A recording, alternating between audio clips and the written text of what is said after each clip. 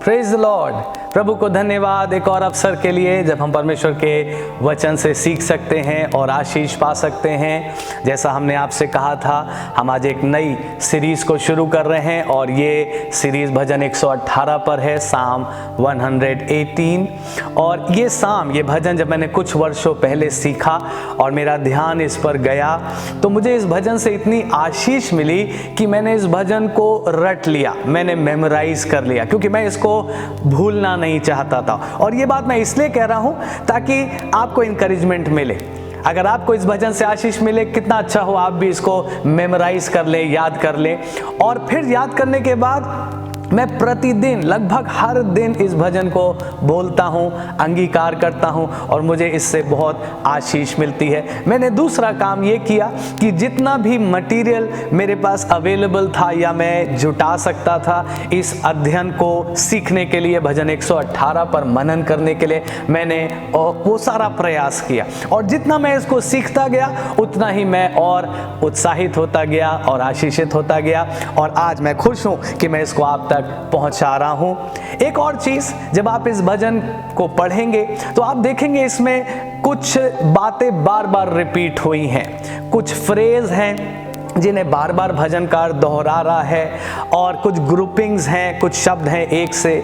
और ये इसलिए नहीं है कि वो एक पोयम बनाना चाह रहा है या एक राइमिंग बनाना चाह रहा है, बल्कि जब भी परमेश्वर के वचन में कोई बात बार बार दोहराई जाती है तो ये पवित्र आत्मा का प्रयास है कि वो उस बात को हमारे दिलों पर अंकित करना चाह रहा है।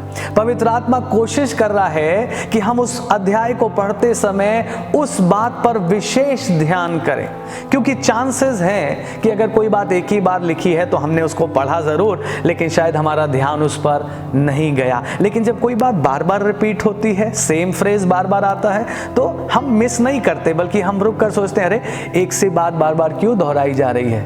और ये इसलिए है क्योंकि होली स्पिरिट उस बात को, वो अटमोस्ट इंपॉर्टेंट बात है, और होली स्पिरिट उस बात को हमारे दिलों पर अंकित करना चाहता है। सो आज के अध्ययन में पहले 4 पदों पर ध्यान करेंगे। भजन 118 पहले 4 पद मैं हिंदी में भी पढ़ूंगा, इंग्लिश में भी पढ़ूंगा।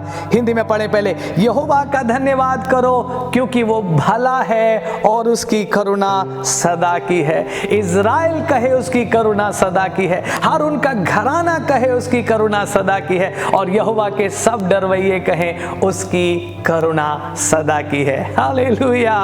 इसके पहले पद में ही आप देखिए, मानो आनंद उमड़ रहा है, मानो आनंद का एक सोता फूट निकला, हमारे दिलों से एक सोता फूट निकला, और हमने रिजॉइस करके कहा, O give thanks to the Lord for he is good and his mercies are for ever.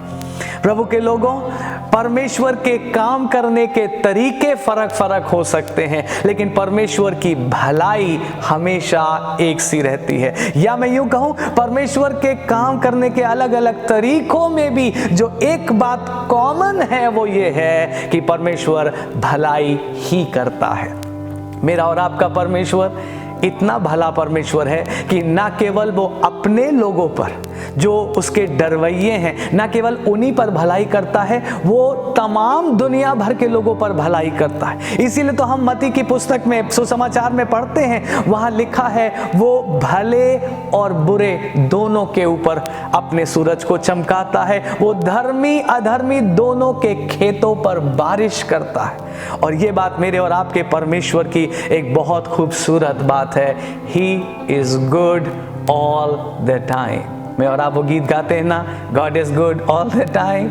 Hallelujah. सचमुच परमेश्वर भला है, और इसीलिए हमारे अंदर से पहला जो नेचुरल रिस्पॉन्स होना चाहिए जब हम वर्शिप करते हैं, जब हम परमेश्वर को याद करते हैं, जब परमेश्वर की सुंदरता को याद करते हैं, परमेश्वर के कामों को याद करते हैं, हमारा पहला रिस्पॉन्स ये होना चाहिए, oh my God is a good God. मेरा परमेश्वर भला है और उसकी करुणा सदा की है।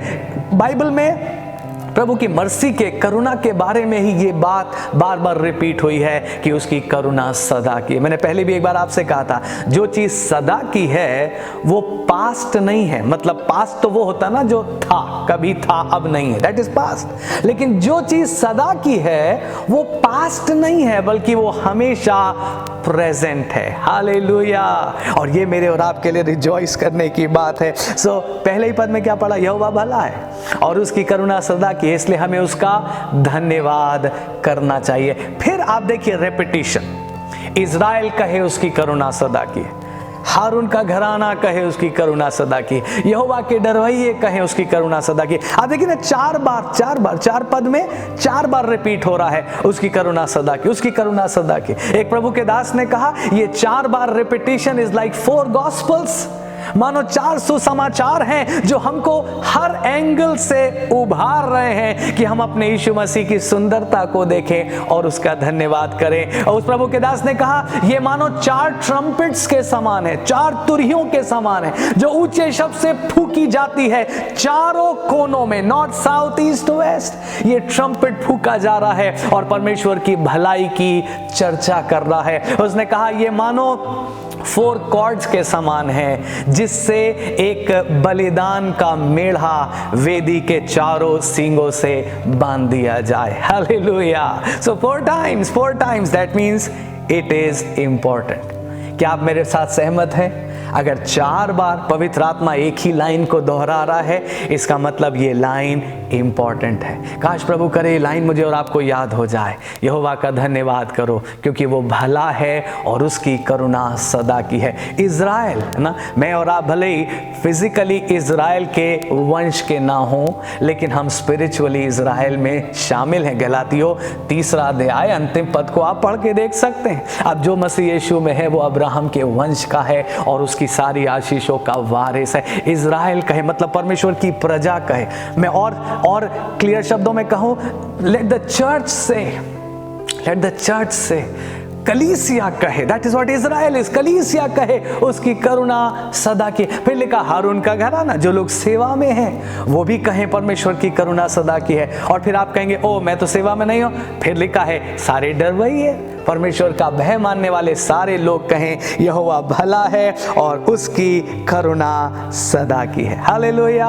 अब अगर इन्हीं पदों को हम इंग्लिश में पढ़ें तो एक और शब्द हमें वहां मिलेगा जो हिंदी में उतना स्पष्ट नहीं आया है। मैं पढ़ रहा हूं वर्स 2, 3 and 4 एंड प्लीज आप इस पे नाउ वर्ड पर ध्यान दीजिएगा। Now verse 2, let Israel now से that his mercy endures forever. Verse 3, let the house of Aaron now say that his mercy endures forever. Verse 4, let those who fear the Lord now say his mercy endures forever. Holy Spirit क्या कह रहा है? Holy Spirit कह रहा है don't delay it for tomorrow. कल मत कहो, आज कहो, अभी कहो, बल्कि क्योंकि सुनिए प्रभु के लिए धन्यवाद देने का बेस्ट टाइम कौन सा है? नाउ। ये समय जो खुदा ने मुझे और आपको दिया है, और जितनी बार प्रभु आपको याद दिलाए, आपके आगे के जीवन भर मेरी दुआ है कि काश प्रभु आपको प्रतिदिन याद दिलाए कि यहोवा भला है। और जैसे ही आपको याद आए, आपको उसके साथ ये नाउ वर्ड भी याद आए। आपको याद आए होली स्पिरिट 4 बार रिपीट कर रहा है यहोवा भला, उसकी करुणा सदा की है, और होली स्पिरिट 3 बार आपसे कह रहा है now say that he is good and his mercies are forever. Now is the best time to praise God. Hallelujah. क्यों ये now word आ रहा है? अभी करो, अभी करो, क्योंकि डिले बहुत डेंजरस होता है। डिले बहुत डेंजरस है। आपको मालूम, जब मैं और आप किसी आत्मिक बात को डिले कर देते हैं, होली स्पिरिट हमसे कह रहा है अभी करो, और हम कहते नहीं प्रभु अभी हम बिजी हैं, हम थोड़ी देर के बाद कर लेंगे, oh it is gone, that grace is lifted up, वो मोमेंट चला जाता है ना। और इसीलिए मैं और आप क्या आज सीख रहे हैं इस साम में, we have to do it now, हमें अभी करना है। आमेन। हमें प्रभु की स्तुति अभी करनी है, आज नहीं, अभी। Do it now.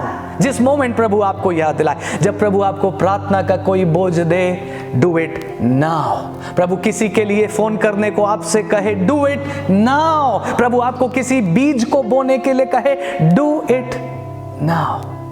क्योंकि मैं फिर से कह रहा हूं, delays are dangerous, delays are dangerous. जब हम देरी करते हैं वो खतरनाक हो सकता है। आपको याद है 10 में से 5 कुंवारियों ने देरी करी इन देयर प्रेपरेशन। प्रभु के लोगों में और आप देरी ना करें। शैतान का हमेशा ये प्रयास रहेगा, जब मुझे और आपको प्रभु के लिए कुछ करना है, शैतान आपके मन में ये बात डालेगा कि ठीक है कर लेना, कल कर लेना, आज तुम्हारे पास काम बहुत है, आज तुम बहुत बिजी हो ना, आज तुम वर्शिप के लिए समय नहीं निकाल सकते, या आज इस संडे तुम आराधना में मत जाओ, कोई परेशानी नहीं है, नेक्स्ट संडे चले जाना। But delays are dangerous. और मैं और आप ये सीखें, मैंने कहा ना रेपिटिशन है, देखिए 3 बार वर्ड रिपीट हुआ है, do it now. Israel, do it now. House of Aaron, do it now. परमेश्वर के सब डरवैये, do it now. Praise him now. Hallelujah. और ये बहुत सुंदर बात जो मैं और आप सीख रहे हैं, एक प्रभु के दास ने यूं कहा, there is no better time than the time present for telling praises unto God. अपने परमेश्वर के लिए तारीफ करने का कोई और बेहतर समय नहीं है सिवाय अभी समय के, इस समय के। When would it be right to cease from praising God whose mercy never ceases? कितना सुंदर क्वेश्चन है। कब वो समय होगा जब हम अपने परमेश्वर की स्तुति करना बंद कर सकते हैं, जिसकी करुणा कभी बंद नहीं होती? एंड आंसर क्या होगा? कोई समय नहीं। No, we can never stop praising God, we can never stop thanking God. Hallelujah. So आज के अध्ययन में हमने जो सीखा, मेरी दुआ है होली स्पिरिट इस बात को आपके हार्ट्स पर इंप्रेस कर दे। O give thanks to the Lord for he is good. किसी बात पर हम सवाल उठाएं तो एक बार को उठाएं, लेकिन परमेश्वर की भलाई पर कभी सवाल ना उठाएं। परमेश्वर भला है, इस बात पर हम कभी क्वेश्चन नहीं उठा सकते। मैंने आरंभ में भी कहा था, मैं क्लोजिंग में भी कह रहा हूँ, परमेश्वर के वर्क करने के तरीके अलग अलग हो सकते हैं, लेकिन उस सब में परमेश्वर का पर्पस एक ही है, परमेश्वर भलाई ही करता है। और इसलिए मैं और आप परमेश्वर की स्तुति करें किस बात के लिए? क्योंकि वो भला है। आमीन। और कौन सा समय बेस्ट है उसकी स्तुति करने का? मेरे साथ मिलकर बोलिए, नाउ। हालेलुया। अभी समय है परमेश्वर की स्तुति करने का। डिले डेंजरस है, हम डिले नहीं करेंगे। आमीन। शैतान हमको डिले करने पर मजबूर करेगा, हम कहेंगे नहीं नहीं, हम अभी परमेश्वर की स्तुति करेंगे, हम अभी परमेश्वर के लिए इस बात को पूरा करेंगे। सो क्यों ना इससे पहले हम क्लोज करें, आइए हम दुआ करें और हम मिलकर कहें, प्रभु हम आपकी स्तुति करते हैं, प्रभु हम आपका धन्यवाद करते हैं। कम ऑन प्रभु के लोग आइए मिलकर कहें, लॉर्ड हम थैंक यू कहते हैं और हमारे दिल से ये सोता उमड़ रहा है, यहोवा का धन्यवाद करो क्योंकि वो भला है और उसकी करुणा सदा की है। O give thanks to the Lord for he is good and his mercies are forever. प्रभु आज दिन भर आपकी इस रोशनी में हम चल नहीं पाए, बल्कि अपने जीवन भर हम आपकी इस रोशनी में बने रहें और इस बात को स्मरण रखें, और हर समय जब आत्मा हमें उभारे हम देरी ना करें, हम उस बात को नेक्स्ट मोमेंट के लिए डिले ना करें, बल्कि उसी समय पे, उसी घड़ी प्रभु हम अपने दिल से कह पाएं, यहोवा का धन्यवाद हो क्योंकि वो भला है और उसकी करुणा सदा की है। थैंक यू लॉर्ड हमें आशीष देने के लिए, थैंक यू आपके वर्ड के लिए, यीशु मसीह के नाम से मांगते हैं, आमीन।